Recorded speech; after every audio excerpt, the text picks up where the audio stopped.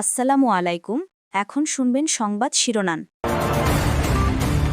অন্তঃসত্ত্বা ও গর্ভে শিশুর জীবন রক্ষাকারী ইনজেকশন নিয়ে মরণ খেলা। আমদানি বন্ধ থাকলেও বিক্রি হচ্ছে নকল রোফাইলাক। যমুনার অনুসন্ধানে নাটের গুরু শনাক্ত। তেলের জন্য ফিলিং স্টেশনে রাতভর গ্রাহকদের লম্বা লাইন। ফার্নেলস অয়েল আমদানিতে দেরি হলে বিঘ্নিত হতে পারে বিদ্যুৎ উৎপাদন। প্রিপেইড মিটারের মাসিক ভাড়া তুলে দেওয়ার ঘোষণায় খুশি সাধারণ গ্রাহকরা। ডিমান্ড চার্জ সহ অতিরিক্ত ব্যয় কমিয়ে আনার পরামর্শ বিশ্লেষকদের। সংবিধান সংস্কার পরিষদ ইস্যুতে আলোচনার জন্য মঙ্গলবার সময় নির্ধারণ করলেন স্পিকার। অধিবেশনের শেষ 2 ঘণ্টার সময় বরাদ্দ। দেশে হঠাৎই হামের প্রাদুর্ভাব, টিকাদানে শিথিলতা আর স্বাস্থ্য সহকারীদের আন্দোলনকে দুষছেন সংশ্লিষ্টরা। রোগীর চাপ সামলাতে হিমশিম অবস্থা। ইসরায়েলের শিল্প এলাকায় ইরানি হামলা, রাসায়নিক ছড়িয়ে পড়ার আশঙ্কা। পেট্রোকেমিক্যাল প্ল্যান্টে চালানো অভিযানে বিদ্যুৎ বিচ্ছিন্ন তেহরান। আসসালামু আলাইকুম। এতক্ষণ দেখছিলেন সংবাদ শিরোনাম, এখন দেখবেন বিস্তারিত। আমদানি বন্ধ, তারপরও বিক্রি হচ্ছে ফার্মেসিতে। আদতে আসল নামে সয়লাভ, নকল ইনজেকশন।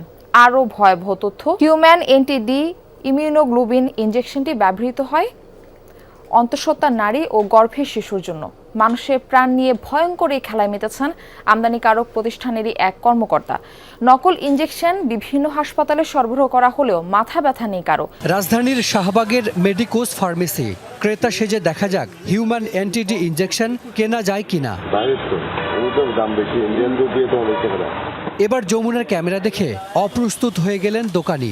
ভাই একটু রাখেন না, আমি এক কথা বলতেছি না। দ্রুত কেড়ে নিয়ে লুকিয়ে ফেললেন প্যাকেটটি, চেষ্টা করলেন পালিয়ে যাওয়ার। আমি নষ্ট তো আপনি তো আমি নষ্ট হবে তো আচ্ছা আমি একটু কথা বলতে দেন। যদি এটা জিনিস আসল হয় তাহলে আপনি লুকানোর কি আছে? এক মিনিট জিনিস আসল হলে লুকানোর কি আছে? বের করেন, লোহার একটা বের করেন। আপনি সমিতি অফিসে আসেন। না, সমিতির অফিসে না তো, আপনি এটা বের করেন। কোথা আপনি সমিতির অফিসে আসেন? আমি কথা শুনি না। এটা কোথা থেকে নিয়ে আমি মিটফোর্ড থেকে আনছি ভাইয়া। কলেজ গেটের বুশরা ফার্মেসিতে প্রেসক্রিপশন দেখিয়ে জানতে চাই হিউম্যান অ্যান্টিডি ইনজেকশন আছে কিনা। ফ্রিজ থেকে বের করে দিলেন দোকানি, দাম 4,500 টাকা। ইনজেকশনটি সুইজারল্যান্ডের তৈরি, কোম্পানি নাম রোফাইলাক 300। আমদানিকারক হিসেবে মোড়কে লেখা ইন্টারন্যাশনাল এজেন্সি বিডি লিমিটেড। সরকারের তরফ থেকে বারবারই বলা হচ্ছে সংকট নেই, অথচ মধ্যরাতেও রাজধানীর বেশিরভাগ পেট্রোল পাম্পে ছিল না জ্বালানি তেল। চোখে পড়ে গ্রাহকদের লম্বা লাইন।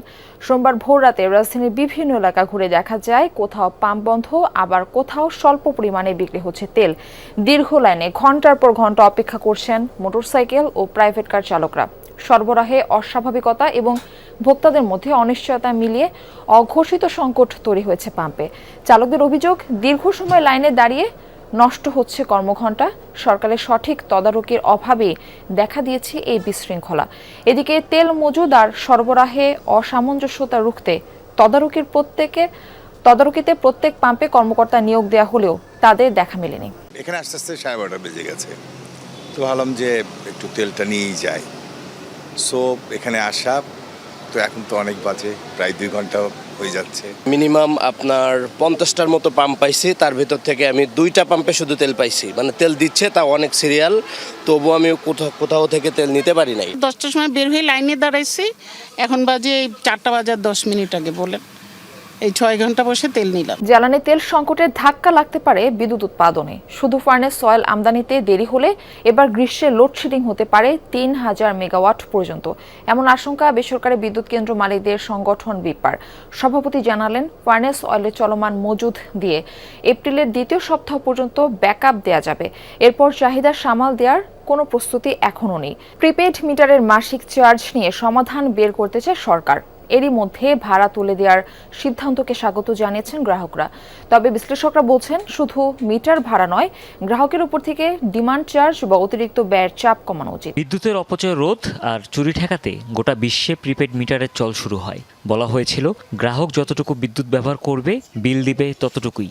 কিন্তু বাস্তবতা ভিন্ন। ঢাকা সিটিতে একজন গ্রাহক যদি 1000 টাকা টপ আপ করেন তবে তিনি বিদ্যুৎ পান 700 থেকে 800 টাকার। ডিমান্ড চার্জ আর ভ্যাট ছাড়াও তাকে গুনতে হয় 40 টাকার মিটার ভাড়া। মিটারের দাম শোধ হয়ে গেলেও এই খরচ থেকে মুক্তি নেই দেশজুড়ে 50 লাখের বেশি প্রিপেইড গ্রাহকের। বিদ্যুৎ গ্রাহকদের এই বাড়তি খরচ কমানোর চেষ্টা করছে সরকার। এরই মধ্যে প্রিপেইডের মাসিক চার্জ নিয়ে সমাধান বের করার কথা জানিয়েছেন বিদ্যুৎ ও জ্বালানি বিষয়ক মন্ত্রী। শুধু মিটার ভাড়া তুলে দিলেই সাধারণ ঘরবাড়ি বা ছোট দোকানপাটে যেখানে সিঙ্গেল ফেজ মিটার ব্যবহার করা হয় সেখানে সাশ্রয় হবে 480 টাকা। আর শিল্প কারখানা বা বড় প্রতিষ্ঠানে 3 ফেজ মিটারে বাঁচবে 3000 টাকা পর্যন্ত। সংবিধান সংস্কার পরিষদের অধিবেশন ডাকা নিয়ে বিরোধী দলের নোটিশের উপর 31 মার্চ 2 ঘণ্টা আলোচনার সূচি ঠিক করেছে জাতীয় সংসদ। রোববার অধিবেশনের শুরুতে গণভোট ও জুলাই সনদ বাস্তবায়নে আলোচনার জন্য সংসদে নোটিশ দেন বিরোধী দলীয় নেতা ডাক্তার শফিকুর রহমান। তবে এই নোটিশের উপর কখন আলোচনা হবে তা নিয়ে সরকারি ও বিরোধী দলের মধ্যে তুমুল বিতর্ক হয়। দুপুর 3টায় জাতীয় সংসদের প্রথম অধিবেশনের মুলতবি সভা শুরু হয়। স্পিকার হাফিজউদ্দিন আহমদের স্ত্রীর মৃত্যুর কারণে এদিন প্রথমবারের মতো সংসদ পরিচালনা করেন ডেপুটি স্পিকার কায়সার কামাল। শুরুতেই প্রশ্নোত্তর পর্বে সংসদীয় এলাকার সমস্যা ও সরকারের উন্নয়ন পরিকল্পনা জানতে চান সংসদ সদস্যরা। বাংলাদেশের সর্ববৃহৎ জলপ্রপাত মাধবকুণ্ড সূচি অনুযায়ী 71 বিধিতে এরপর আলোচনা শুরু হওয়ার কথা থাকলেও বিরোধী দলীয় নেতা ডাক্তার শফিকুর রহমান জুলাই সনদ ও গণভোট বাস্তবায়ন নিয়ে আলোচনার জন্য স্পিকারের কাছে দেওয়া নোটিশ নিয়ে কথা বলার সুযোগ চান। জানিয়ে আপত্তি তোলেন সরকারদলীয় চিফ হুইপ। সংবিধান সংস্কার পরিষদের অধিবেশন আহ্বান প্রসঙ্গে এই বিষয়টি আলোচনার জন্য উত্থাপিত হলো, আপনি আলোচনার জন্য মঞ্জুর করবেন। পরে স্পিকার বিধি অনুযায়ী দিনের শেষ ভাগে এ নিয়ে আইনমন্ত্রী ও স্বরাষ্ট্রমন্ত্রীকে বক্তব্য দেওয়ার সুযোগ দেন। বিরোধী দলীয় নেতার নোটিশকে অবৈধ বলে আখ্যায়িত করেন তারা। মুলতবি প্রস্তাবের বিষয় লেখছে সাম্প্রতিক ও জরুরি জনগুরুত্বপূর্ণ একটি সুনির্দিষ্ট বিষয় সম্পর্কে আলোচনা করার জন্য এই সংসদের কাজ এখন মুলতবি করা হোক। নোটিশ তো দিতে পারবেন আপনি জরুরি গুরুত্বপূর্ণ বিষয়ে, জরুরি জনগুরুত্বপূর্ণ বিষয়ে নোটিশ দিতে গেলে তো আপনাকে অন্য বিষয়ে যেতে হবে, আর বিধি 68-এ যেতে হবে। নোটিশটাই তো বৈধ হয় নাই, আপনি বৈধভাবে আগে নোটিশ দিতে বলেন।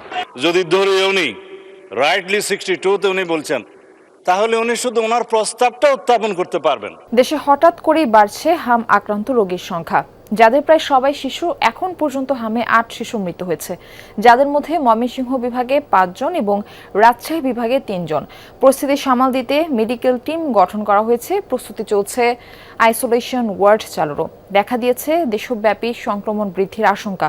প্রশ্ন উঠেছে, হঠাৎ কেন বাড়ছে হামের প্রকোপ? কোনো শরণার্থী শিবির নয়, এটি ময়মনসিংহ মেডিকেল কলেজ হাসপাতালের শিশু ওয়ার্ড। এখানেই চিকিৎসা নিচ্ছে হামে আক্রান্ত শিশুরা। আমি কিশোরগঞ্জ কুটিয়া দিক থেকে আসছি। আমার মেয়ের ঠান্ডা, তারপরে এই যে সারা শরীর প্যারায় ভরে গেছে, চিকিৎসা চলতেছে, স্বাভাবিক হবে। পুরো থাকার পরে ছুটিতে দিচ্ছিল, তো বাড়িতে গেছি, বাড়িতে 1 সপ্তাহ পরে আবার আসছি। ডাক্তার বলছে মানে ফুসফুসের ইনফেকশন হয়েছে। ইসরায়েলের দক্ষিণাঞ্চলীয় শিল্প এলাকায় ব্যাপক হামলা চালিয়েছে ইরান। বীরশেবায় রাসায়নিক কারখানা লক্ষ্য করে ছুড়েছে মিসাইল। বিস্ফোরণের পর ছড়ায় আগুন, কালো ধোঁয়ায় ছেয়ে যায় বিশাল এলাকা। রাসায়নিক লিকেজের শঙ্কায় আশপাশের বাসিন্দাদের ঘরে থাকার নির্দেশনা দিয়েছে কর্তৃপক্ষ। হামলা হয়েছে ইসরায়েলের আরও কয়েকটি এলাকায়। মধ্যপ্রাচ্যের অন্যান্য দেশেও মিসাইল ছুড়েছে ইরান। অবশ্য সেসব ভূপাতিতের দাবি করেছে বাহরাইন, জর্ডান, কাতার, সৌদি আরব ও সংযুক্ত আরব আমিরাত। কুয়েতের একটি প্ল্যান্টে হামলায় এক ভারতীয় শ্রমিক নিহত হয়েছেন।